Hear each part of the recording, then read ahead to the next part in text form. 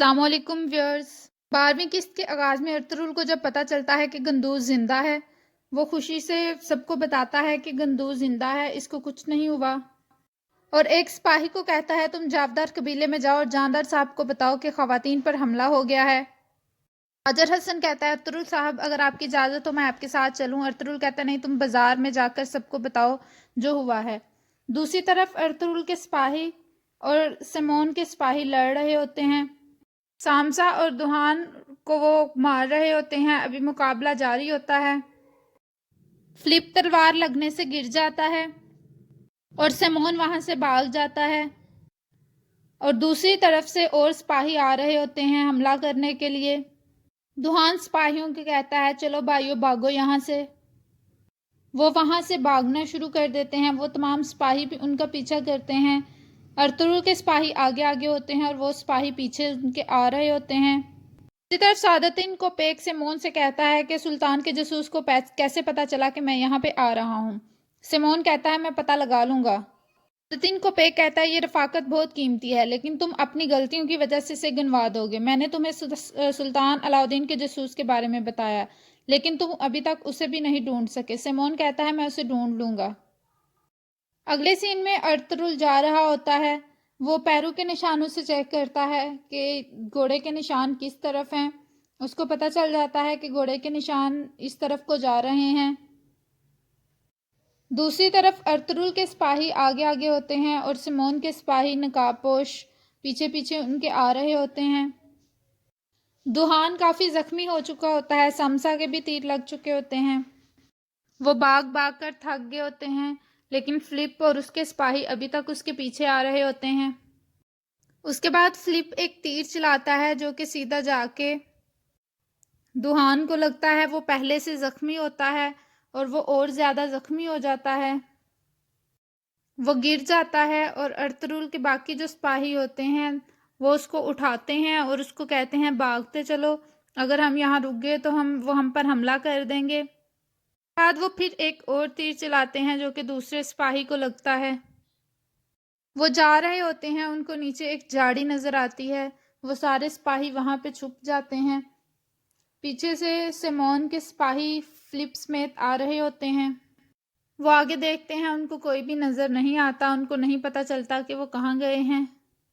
دوسری طرف دوہان بہت زیادہ زخمی ہو چکا ہے، اس کا کافی خون بہہ گیا ہوتا ہے، سامسا کا بھی کافی خون بہہ رہا ہوتا ہے، لیکن وہ ابھی وہاں سے نہیں نکل سکتے کیونکہ فلپ اور اس کے سپاہی ابھی تک وہاں ہیں۔ دوسری طرف وہ ڈاکو حلیمہ خاتون اور اسلحان خاتون کو ایک غار میں لے کر آتے ہیں۔ حلیمہ خاتون بہت رو رہی ہوتی ہیں کیونکہ وہ سمجھتی ہیں کہ گندوز شاید مر چکا ہے، وہ بار بار اپنے بیٹے کو پکار رہی ہوتی ہیں۔ اسلحان خاتون اس کو حوصلہ دیتی ہے اور کہتی ہیں تمہیں اللہ پر بھروسہ رکھنا چاہیے، تم ایک باہمت خاتون ہو، حوصلہ رکھو، سب ٹھیک ہو جائے گا انشاءاللہ، گندوز تمہیں ضرور واپس ملے گا۔ دوسری طرف فلپ واپس آ کر سیمون کو بتاتا ہے کہ وہ بھاگ گئے ہیں۔ سعادتدین کوپیک کہتا ہے تم اپنی حفاظت کرنے کے لائق نہیں ہو اور تم نے مجھے یہاں پہ بلایا ہے۔ سعادتدین کوپیک اپنے سپاہیوں کو اشارہ کرتا ہے اور وہاں سے چلا جاتا ہے۔ سیمون فلپ کو کہتا ہے سپاہی اکٹھے کرو اور اس کے پیچھے جاؤ، وہ بچنے نہیں پائیں، اور پھر وہ بھی دونوں وہاں سے واپس چلے جاتے ہیں۔ دوسری طرف دوہان اور اس کے ساتھ سپاہی آ رہے ہوتے ہیں۔ بمسی دوہان کو کہتا ہے بس تھوڑا سا وقت رہ گیا ہے، تم صبر کرو، ہم قبیلے پہنچ جائیں گے۔ دوہان بمسی کو کہتا ہے اگر مجھے کچھ ہو گیا تو بانو جھجک کا خیال رکھنا۔ اس کے بعد وہ آنکھیں بند کر لیتا ہے، سارے سپاہی رونا شروع ہو جاتے ہیں۔ دوسری طرف ارطغرل ان ڈاکوؤں کو ڈھونڈنے کی کوشش کرتا ہے اور ان کے پیروں کے نشانوں کے پیچھے جا رہا ہوتا ہے۔ اس کے بعد کائی قبیلے کا منظر شروع ہوتا ہے، حلیمہ خاتون عورتوں کو بتا رہی ہوتی ہیں کہ کس طرح کام کرنا ہے۔ اتنے میں قبیلے کا ڈھول بجتا ہے اور کچھ لوگ آتے ہیں، گنگوت آتا ہے اور وہ حلیمہ خاتون کو بتاتا ہے کہ ڈاکو نے خواتین پر حملہ کر دیا ہے۔ حلیمہ خاتون بہت پریشان ہو جاتی ہیں، وہ کہتے ہیں تم یہ کیا کہہ رہے ہو؟ گنگوت کہتا ہے ہمیں کچھ سپاہی اکٹھے کرنے ہیں اور ان ڈاکوؤں کے پیچھے جانا ہے۔ حلیمہ خاتون کہتی ہے جلدی سے ان کو کہو۔ اس کے بعد دوبارہ سے قبیلے کا ڈھول بجتا ہے، ساری خواتین دیکھنا شروع ہو جاتی ہیں کہ کون آیا ہے۔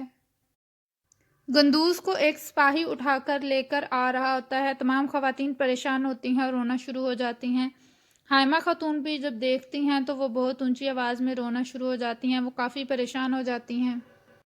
وہ گندوز کو اٹھاتی ہیں اور بھاگتی ہیں۔ وہ آرتک صاحب کو پکارتی ہیں کہ اس کو دیکھو کیا ہو گیا ہے۔ وہ کہتی ہیں میرے پیارے شہزادے کو کیا ہو گیا ہے، میں اس کو ایسے نہیں دیکھ سکتی، آرتک صاحب جلدی سے آئیں۔ اوپر سے وہاں آرتک صاحب آ جاتے ہیں اور بانو ججک بھی زخمی حالت میں ہوتی ہیں۔ آرتک صاحب اس کو کہتے ہیں تم اسحاق والے خیمے میں جاؤ، وہ تمہیں دیکھے گا، میں گندوز کو دیکھ لیتا ہوں۔ اور وہ اس حائمہ خاتون کو کہتے ہیں آپ اس کو چھوڑ دیں، میں اس کو لے جاتا ہوں۔ آرتک صاحب حائمہ خاتون سے گندوز کو لیتے ہیں اور خیمے کی طرف چلے جاتے ہیں۔ حائمہ خاتون وہاں بیٹھ کر رو رہی ہوتی ہیں اور پکار رہی ہوتی ہیں گندوز۔ عورتیں ان کو پکڑتی ہیں لیکن وہ عورتوں سے چھڑوا کر بھاگ جاتی ہیں اور روتی روتی اپنے خیمے کی طرف چلی جاتی ہیں۔ وہ اپنے خیمے کی طرف چلی جاتی ہیں اور بانو ججک خاتون اسحاق کے پاس چلی جاتی ہیں اور اسحاق ابھی ان کا زخم دیکھ رہا ہوتا ہے کہ قبیلے کا ڈول دوبارہ سے بجنا شروع ہو جاتا ہے۔ سب پریشان ہو کر دیکھتے ہیں کہ کیا ہو گیا ہے۔ کچھ سپاہی گھوڑے پر آتے ہوئے نظر آ رہے ہوتے ہیں۔ دوسری طرف حائمہ خاتون گرتی پڑتی روتی ہوئی خیمے تک پہنچ جاتی ہیں۔ اسحاق بانو ججک کو بھی دیکھ ہی رہا ہوتا ہے کہ دوبارہ بانو ججک دیکھتی ہیں کہ دہان آ گیا۔ وہ دہان کو دیکھ کر رو کر بھاگنا شروع کر دیتی ہیں، اس کے پاس پہنچتی ہیں اور رونا شروع کر دیتی ہیں کیونکہ دہان بے ہوشی کی حالت میں ہوتا ہے۔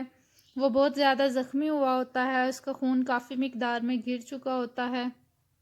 وہ دہان کو کہتی ہیں ایسے مت کریں میرے ساتھ، مجھے اس حالت میں نہیں ملنا آپ سے، پلیز اپنی آنکھیں کھول لیں، لیکن وہ اپنی آنکھیں نہیں کھولتا۔ بانو ججک رونا شروع ہو جاتی ہیں، کہتی ہیں دہان اپنی آنکھیں کھولو میرے شیر دل، اپنی آنکھیں کھولو، تمہارے ساتھ یہ کس نے کیا ہے؟ بمسی کہتا ہے سب پیچھے ہٹ جائیں، خاتون آپ یہاں سے اٹھ جائیں، ان کو لے کے جانا ہوگا۔ اور پھر وہ سپاہی ان کو اٹھا کر خیمے کی طرف لے جاتے ہیں اور بانو ججک وہاں رو رہی ہوتی ہیں، خاتون ان کو دلاسا دیتی ہیں۔ دوسری طرف جاودار قبیلے کا منظر شروع ہوتا ہے۔ ایک سپاہی جو کہ زخمی حالت میں قبیلے میں پہنچتا ہے، وہ جاندار صاحب کو بتاتا ہے کہ خواتین پر حملہ ہو گیا اور حلیمہ خاتون اور اسلحان خاتون کو اغوا کر لیا گیا ہے۔ جاندار بہت پریشان ہوتا ہے، وہ کوتلوجہ کو کہتا ہے جلدی سے سپاہی اکٹھے کرو، ہمیں جانا ہے اور اس سپاہی کو ڈاکٹر کے پاس لے کر جاؤ۔ جاندار صاحب آلیار سے پوچھتے ہیں اورال کدھر ہے؟ آلیار کہتا ہے انہوں نے شاید کسی کونیا جانا تھا، کسی سے ملنے۔ جاندار صاحب کہتے ہیں یہ کیسے ہو سکتا ہے، یہاں پر شیطان نے یہ کام کر دیا ہے۔ دوسری طرف ارطغرل وہاں پہنچ چکا ہوتا ہے تقریباً جہاں پہ ڈاکو پہنچے ہوتے ہیں۔ فرانسسکو اپنے آدمیوں کے ساتھ وہاں ہوتا ہے۔ ارطغرل پیروں کے نشانوں پر جب وہاں پہنچتا ہے تو کچھ سپاہی ارطغرل پر حملہ کر دیتے ہیں۔ ارطغرل ان کے ساتھ لڑتا ہے اور لڑتے ہوئے ایک ایک کر کے ان کو مار دیتا ہے۔ ادھر سے فرانسسکو کے کچھ آدمی ارطغرل پر جال پھینک دیتے ہیں تاکہ وہ باقیوں کو نہ مار سکے۔ اس طرح تو ارطغرل کو قابو کرنا تھوڑا مشکل تھا۔ ارطغرل ان کے جال میں پھنس چکا ہوتا ہے اور اس کی تلوار بھی گر گئی ہوتی ہے۔ فرانسسکو اس سے کہتا ہے کہ مجھے 1000 سونے کے سکے چاہئیں، اس کے بعد میں تمہاری خواتین تمہیں دے دوں گا، اور اگر تم کسی اور سپاہیوں کے ساتھ آئے تو میں تمہیں اور تمہارے سپاہیوں سمیت تم لوگوں کو مار دوں گا۔ ارطغرل کہتا ہے تم ان کو چھوڑو، تم میرے ساتھ جو کرنا ہے کر لو۔ وہ ارطغرل کے کندھے پر تلوار رکھ دیتا ہے۔ ارطغرل کہتا ہے اگر مجھے مار دو، اگر تم نے مجھے زندہ چھوڑ دیا تو میں تمہیں نہیں چھوڑوں گا۔ وہ کہتا ہے اس کے بعد میں تمہیں نظر آؤں گا تو پھر ہے۔ ارطغرل کہتا ہے میں تمہیں ڈھونڈ لوں گا ہر جگہ سے۔ دوسری طرف کچھ سپاہی نقاب پوش آدمی یہ سب کچھ ہوتا دیکھ رہے ہوتے ہیں۔ اس کے بعد ہانلی بازار کا سین شروع ہوتا ہے۔ سیمون عبادت کر رہا ہوتا ہے، وہاں فلپ اور ماریا آتی ہیں۔ سیمون فلپ کو پکڑ لیتا ہے اور اسے کہتا ہے کہ ہماری ملاقات کا جاسوس کو کیسے پتہ چلا، جبکہ یہ صرف ہم 4 لوگوں کے درمیان بات تھی۔ فلپ کہتا ہے ہمارے درمیان کوئی اور بھی ہے، ماریا کہتی ہے اس کی مراد ترگت سے ہے، لیکن ترگت سارا دن میرے سامنے کام کرتا ہے، اسے اس جگہ کا نہیں پتا اور وہ یہاں پر کیسے آ سکتا ہے۔ بعد وہاں پہ تاجر حسن آتا ہے، وہ بتاتا ہے کہ حلیمہ خاتون اور رسلان خاتون اغوا ہو گئی ہیں۔ سیمون کہتا ہے یہ اورال کا کام ہے، اب ارطغرل اور ان کے درمیان جنگ شروع کرانے کا وقت آ چکا ہے۔ دوسری طرف ترگت کچھ وزن اٹھا کے ورزش کرنے کی کوشش کر رہا ہوتا ہے۔ ماریا وہاں پہنچتی ہے۔